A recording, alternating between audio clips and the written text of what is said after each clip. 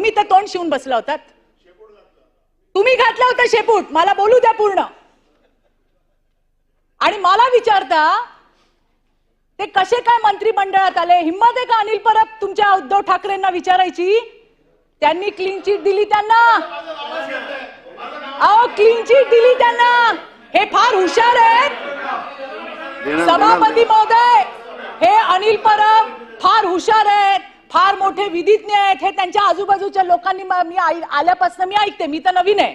त्यांच्या हुशारी मी तर काय कधी बघितली नाही बाहेर. इथे काय करत असतील.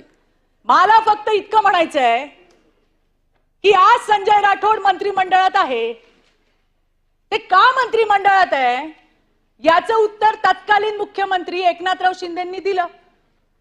कोपऱ्या कापऱ्यात नाही दिलं अनिल परब, मीडिया समोर दिलं. तुम्ही ऐकलं नाही का?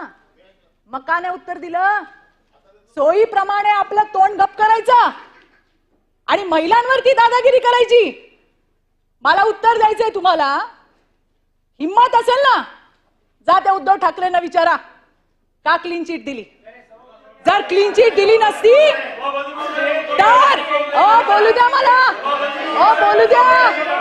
अरे आमच्याबद्दल बोलता, आमच्याबद्दल बोलता, आमच्याबद्दल बोलता तेव्हा कुठे जातो शांतपणा? मला सांगायचंय सभापती महोदय, या लोकांमध्ये हिम्मत आहे का?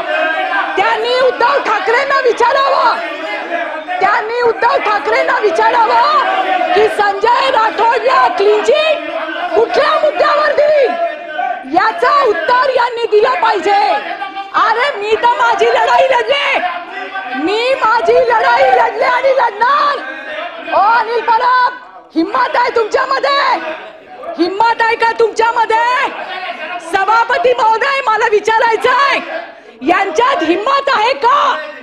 यांनी यांच्या नेत्याला विचारावं. मला माझं नाव घेऊन इथं बोलण्यात आलंय आणि म्हणून मी त्यांना उत्तर देतेय. माझा प्रश्न अनिल परबांना आहे. त्यांनी माझं नाव घेतलं.